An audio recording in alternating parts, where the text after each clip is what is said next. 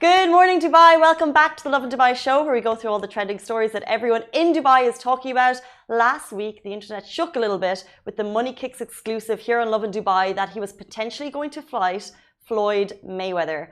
We have that full interview coming later in the show, so please stay tuned for that. We'll also be talking all things Jubin Nautiyel, the singer who's coming to perform at the Coca-Cola Arena at the end of the month. This is he's actually the sponsor of the show, so all opinions and statements are Lovin Dubai's.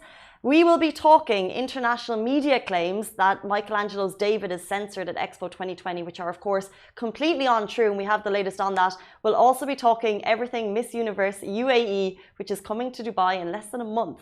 So it got announced on Thursday, and they've already had over 11,000 applicants. Actually, the internet and the website crashed with that announcement because the website crashed with, I think, 1,000 applicants in the first hour. But before we get to all of that, how are you doing? Good morning. Instagram, I'm opening your comments. Facebook, I see you. Was the fog as bad this morning when you left the house? For me, it was not. But in case it was, please drive carefully. Can you see behind me? Usually, we have a gorgeous view of JLT, and I can see AIM Dubai. The largest Ferris wheel in the world is, I don't know what, a good 1 kilometer, 2 kilometer away, but the fog can't see it. The UAE issued a fog alert, and it's going to be like this until 9 a.m. So for your late riser, it's not going to affect you. But it was not like this when I left the house, but in typical UAE fashion, it descended quite quickly, and it's all over the UAE. There's, if you go onto the National Center for Meteorology, they have issued an alert pretty much countrywide. So it's a red alert in some areas and a yellow alert in some areas, but I feel like it's already lifting. Because when I came into the studio like 30 minutes ago, I could not see the ground. And if you look on our Instagram, we shared the story, could not see the ground. So send us your videos, let us know if it's bad where you are, and good morning to you all. Before we get to our top stories, a quick shout out that on Sunday, the 10th of October, which is today, the world celebrates Mental Health Awareness Day. And as you know, that the best thing you can do for mental health awareness is talk. And if you can't talk, the best thing you can do is listen. So just in general, the conversation surrounding mental health has really opened up, I feel, since COVID. Obviously, I think people's situations were more in the spotlight, whether you're at home alone or you're away from family. So the conversation around mental health has opened up. And the real point of today is about awareness. So I think it's a constant narrative that we need to remind ourselves and each other that if we're going through things, we can talk about it. And I think this is quite powerful. There's a world webinar happening, and it's free for you to join in at 7 p.m. tonight. The timings are quite helpful because you'll be home from work. And it's an interesting webinar, and they're talking, they have, I think, 5 coaches from around the world talking about different things. So body image, they're talking about money. They're also talking about how men should talk, life and marriage coach, and it's 7 p.m. UAE time. So if you want to tune in, it will be quite an interesting one. And like I said, the best thing you can do with mental health awareness is talk. And if you can't talk, the best thing you can do is listen. So tune into that webinar. Like I said, 7 p.m. I actually need to get the link for you because I forgot to name it. It's claudiasidoli.com. Claudia, CLAUDIASIDOLI.com. But it's also just a reminder that today is Mental Health Awareness Day. So even if you don't want to tune into this webinar, how about you send a message to a friend if you haven't been in touch in a while, someone that you know that might need a little help, and just say, hey, how are you? Because I think that's all that we can do. I think that conversation surrounding mental health is always quite tricky because whether it's you going through it or someone else going through it, it's how do you, even though we have awareness now, it's how do you have those conversations? It's like, how do you break the barrier? And I think simply saying, how are you? And just checking in on people is quite helpful. Let's move into our top stories. Are you interested? The first ever Miss Universe UAE will take place in Dubai. There are already over 11,000 applicants. This news is legitimate. So if you want to be the first Miss Congeniality, because I think this is what it's bringing me back to, this is your chance, because the opportunity to be in a huge pageant like Miss Universe UAE is coming to Dubai, and it's the very first time. The pageant will take place on November 7th this year. It's October 10th. It's taking place on November 7th. Not enough time. But it's like there's no time to prepare. That's why the applications and castings started on October 7th. So if you're interested, get your application in ASAP. So you're probably wondering what's needed, what's required, and I think the requirements are quite interesting. It's open to all residents and citizens. So any resident of the UAE, providing you've been here for 3 years, you can apply. You need to be within the ages of 18 and 28, which takes me right out of the equation. You will not see me applying to be Miss Universe UAE because I'm well over the age bracket.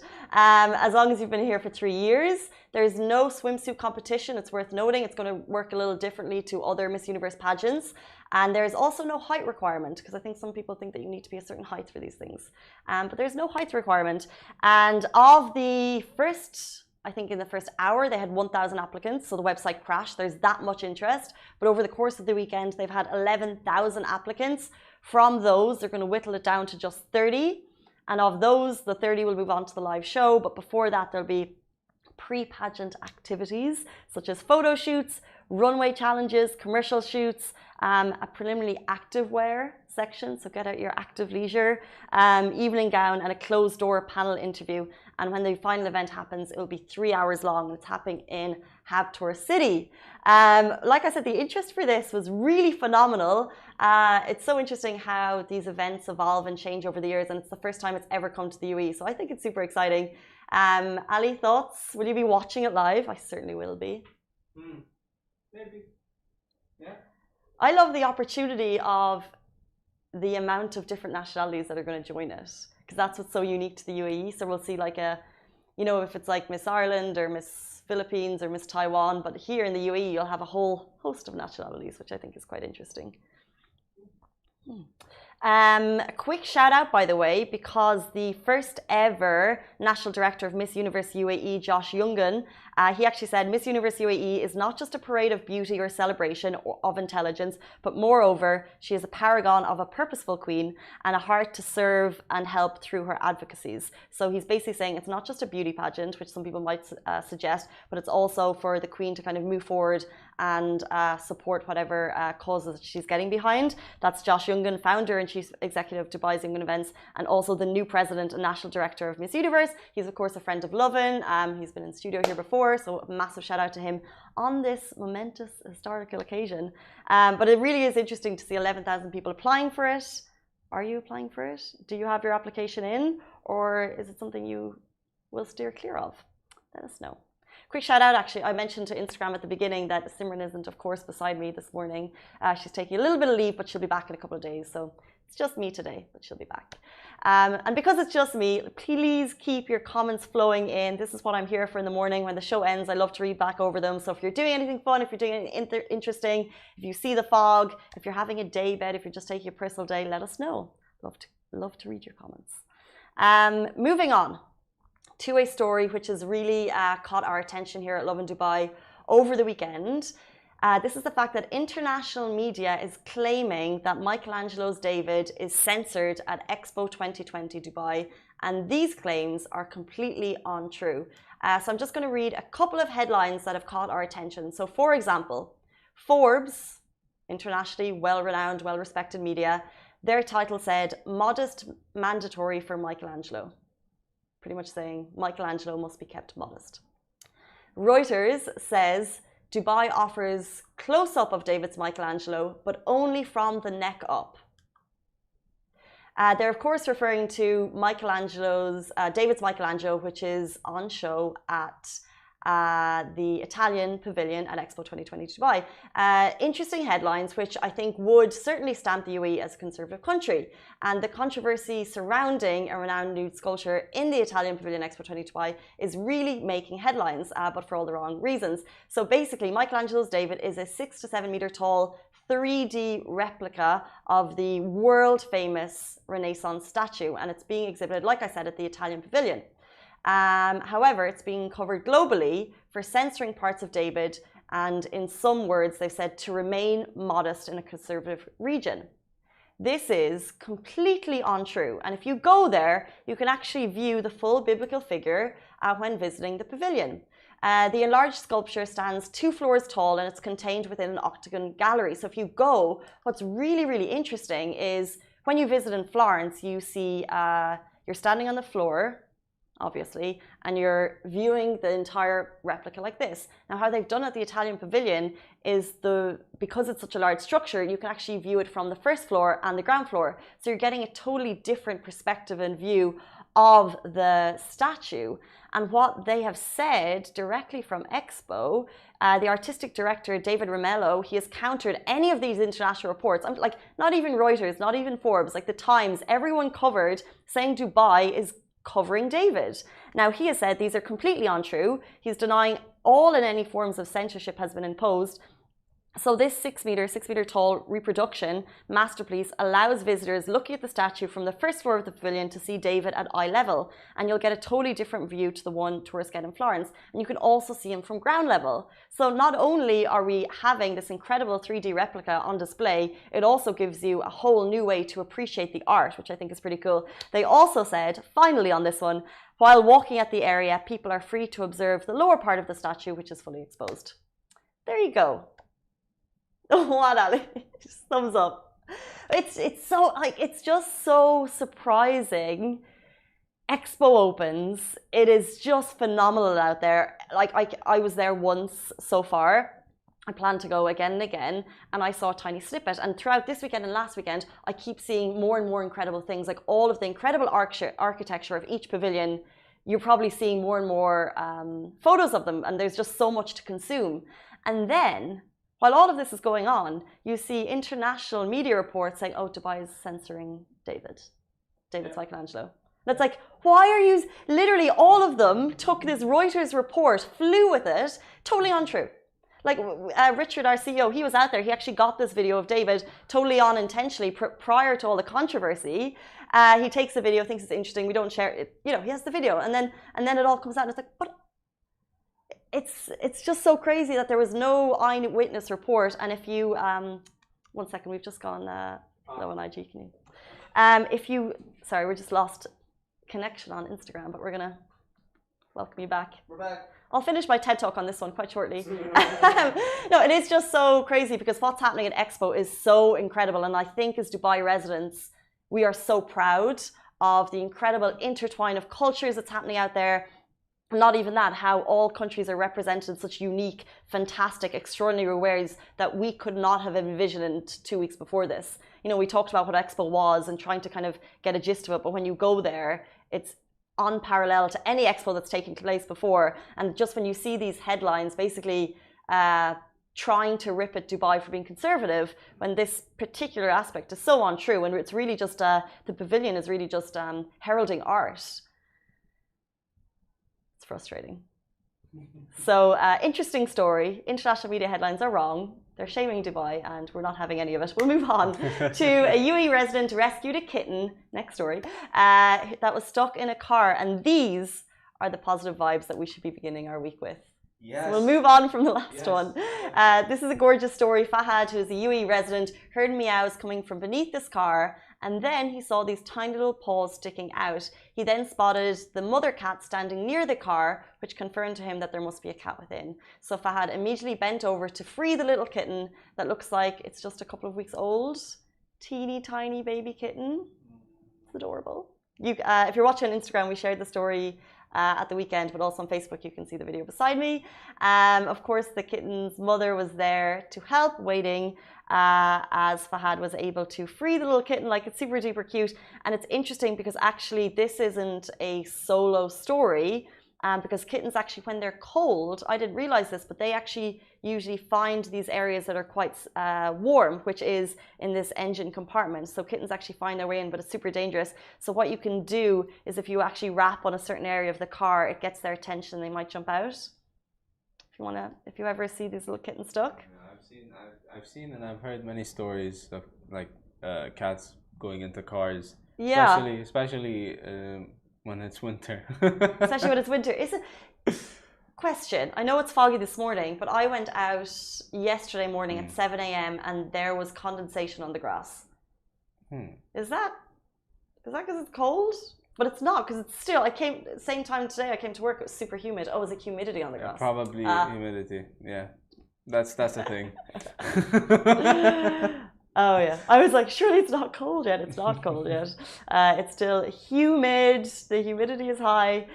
So basically what cats do is they hide in engine compartments, especially when it's cold. So what you need to do is tap on the hood to make sure the cat is not hiding inside and listen for meows. So Fahad, thank you for saving this little kitten's life, and anyone else.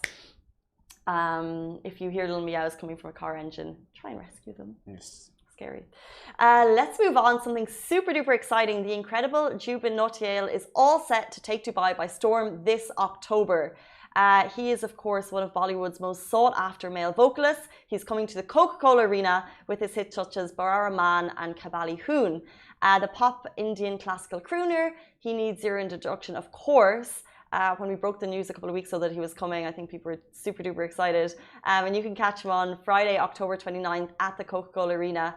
He'll perform live in concert courtesy of Bluebud in partnership with DIFX, which is the Dubai Financial Exchange. Gates will open at 8 p.m. and the show starts at 9:30. So if you're looking for a fabulous evening of music, if you're a fan of the incredible performer, get your tickets because they will not last long, as always with these Coca-Cola Arena concerts. Also, are venues at full capacity yet? I don't think so.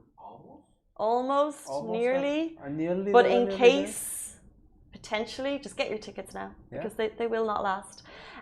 Okay, that is it for me. Before I sign off, a quick reminder. We sat with Money Kicks last week. Of course, Rashid Belhassa.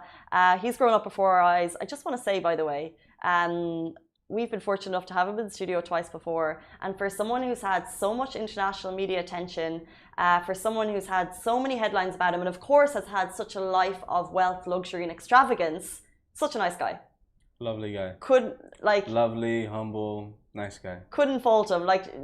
We have so many people come into the studio, and it's always a good positive vibe. But he actually I don't know when he walked away. I was so impressed.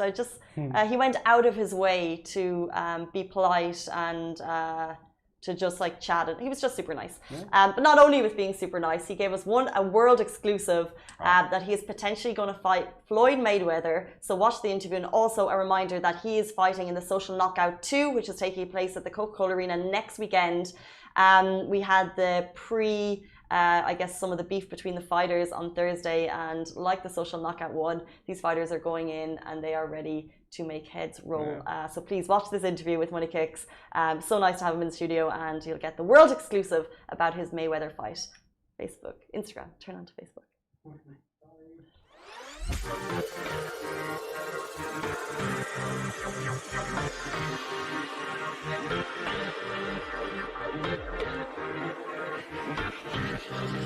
Welcome back to the Lovin Dubai show. We are now joined by our favorite social media superstar who is back in fighting action once again for the Social Knockout Part 2. Welcome to the show, Money Kicks. Thank you so much. You guys are my favorite Instagram, and it's such an honor coming back. And inshallah, this event would be a big one. Sure. Thank you so much for coming back. We're always happy to have you. So much has happened since the last one. You went into the fight for the first ever time, your first public fight. What was that like for you? It was a different feeling. Fighting in your own country, the stress, the people are there, your family is there, the sheikh is there. So you're fighting in your own country, and you're fighting someone who has more weight on you, So I played the mind game with that guy. I wanted him to come pissed. If I was I was cussing. Sorry, I was cussing him in the ring. You can cut that.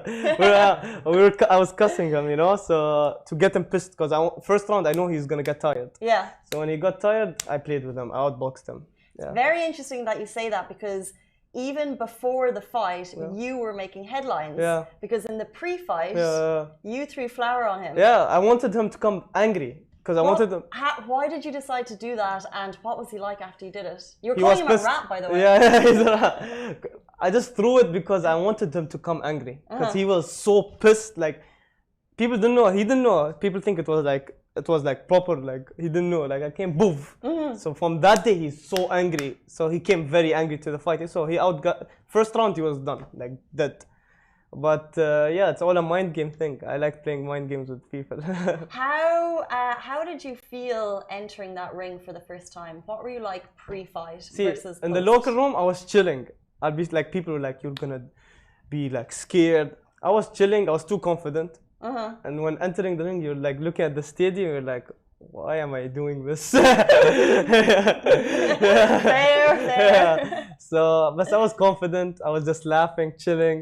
And when the fight came, face became serious, no joke. I'm usually like, I like to dance and this, but this time I was like, in my country, no way I'm gonna lose in my country in front of my people. So, and then he started that drama, the judges and this. If every boxer saw that fight, we play by points. When he ran me down in the first round, punches don't get counted when you hit your hands. So every punch is like, if you count, I outboxed him so bad, but he wanted to do some excuses. Oh, the referee, that, this. But end of the day, I won. That's true. Yeah. You finished that confident. Yeah. So how are you feeling for the next fight? Guys, in case you didn't know, Social Knockout Part 2 is happening also Kokorila, October 15th. Yeah. How are you feeling about this fight? Oh, this fight, I'm coming really different. This fight, I'm going to knock this guy out. Like, I respect him. This is a prediction, we're going for a knockout? Yeah, first round knockout. This time he's gonna feel it. I love the fight. And plus, this event is really different because we're fighting real boxing gloves. Okay. That one was Muay Thai 16 ounce. This is 12 ounce proper leather boxing. Like one punch, you're gonna see all the card that's fighting, all knockouts. This is quite soon after the first one. Yeah, so after the first one, did you take a rest or did you go straight into preparing for round 2? I was celebrating maybe for 2 weeks straight, you know. What does celebrations look like? I was just like enjoying life, going everywhere. I was just like happy. I felt like walking in the streets, people were happy. Like I felt like I was like Mike Tyson. People were like, you know, because boxing is not that popular here. Yeah. So people were like, oh, like they were all happy, you know. So this time is gonna be totally different. And I went before like this camp I started. I went to Umrah, so I changed to Saudi Arabia, changed the whole mood. And I felt good, you know.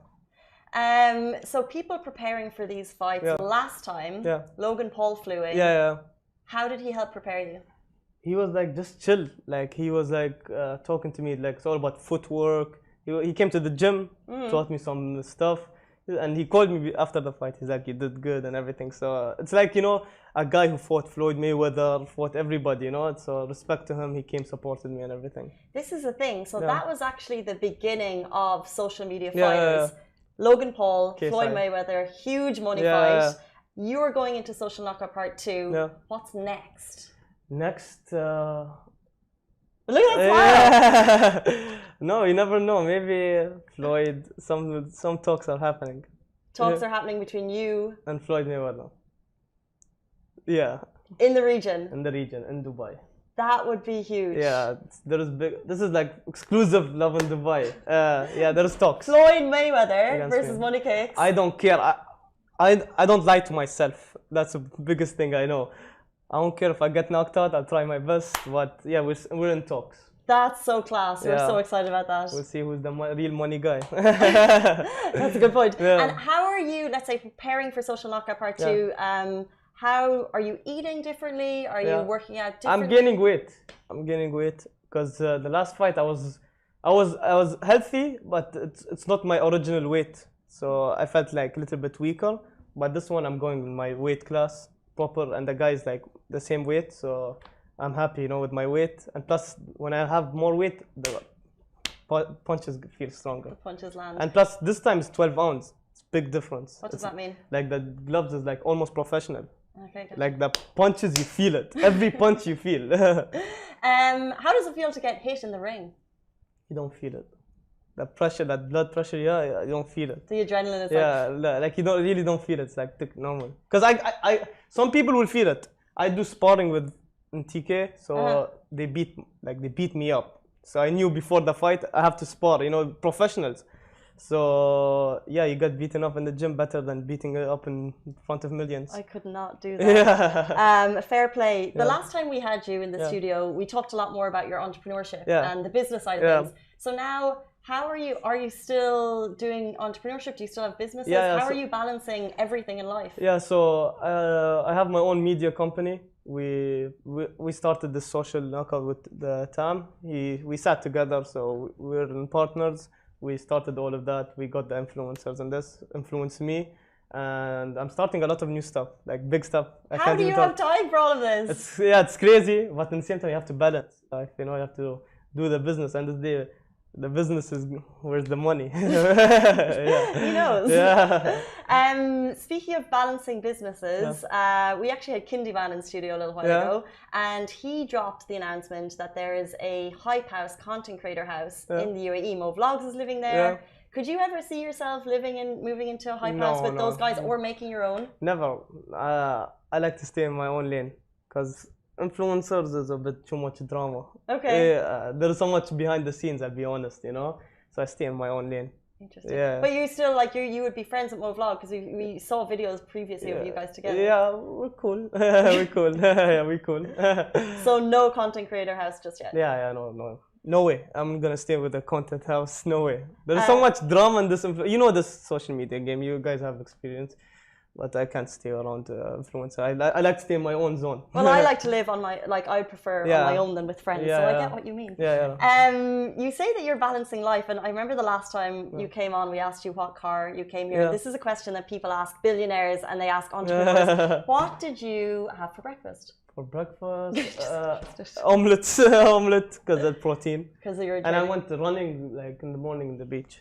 Which beach? JBR. Because I booked a hotel. So whenever before 2 weeks of my flight, I stay in a hotel right beside the gym. Gym, home, sleep. That's it. Yeah. So pre-training, just so people have an idea of who you are. What's like a regular day for you? Regular day in the training? Before training. Before training, I wake up. Eat breakfast. No, I train I train twice a day. So in the morning I train empty stomach. So you feel like more tired. I like that feeling. And then I eat and then sleep. Or I do swimming. Swimming is really good for conditioning. So I do swimming and then sleep, like small nap, and then boxing pads in the night. I just think people think you're so interested in money kicks and who you are as a person. It's crazy, and I love the celebrations after the first fight. I love how much effort you're putting into the next one. I feel that the best feeling. That's why I wanted. I was not gonna fight in this card. I wanted to take a break, but I was like, I love that feeling. Winning, you know, boxing is different. It's the best feeling in the world. And what's cool about this one is it's the first female Arab fight as well. Yeah, they're fighting. That's so we gonna have Jemana Khan versus going up against Sarlina. Who do you think will win? Jemana, she's coming in. So we are Team Jemana. Team Jemana. What about you? Well, I don't know. I see. They're both my friends. I don't know. I don't want to get backlash, but yeah, I wish them all the best, both of them. And what are your do you have predictions for the others, or are you just focusing on yourself? I must stay on my own lane. I don't want no drama, no nothing. I stay on my own lane. I love that. Look, we've seen you grow up. Yeah. We've seen you dip your toes in lots of businesses, creating the most unique social media content out there in the UAE. Do you have a 10-year plan before you leave us? Like, what's next for Money Kicks? Yeah, I want to start my own charity foundation because I remember like my friend Allah Yarhamah Ali, he passed away. He really influenced me about that charity thing. So I always said when I will reach it to the top, I'm gonna make my own charity foundation, inshallah. Amazing. Yeah. Love the passion. Yeah. Guys, that is it with us on Money Kicks. Thank you so much for your time. Thank you so much for having me. Thank you. The Social Knockout 2, October 15th, Coca-Cola Arena. Get your tickets now. You can be there. By the way, we've spoken about this before. The buzz for tickets for the first match was crazy. 20 million people tuned in. 20 million people tuned in. It was too much. It was too much from all over the world. So you can be there, get your tickets, and that is it for us on the Lovin Dubai show. Stay safe, wash your hands. Bye-bye.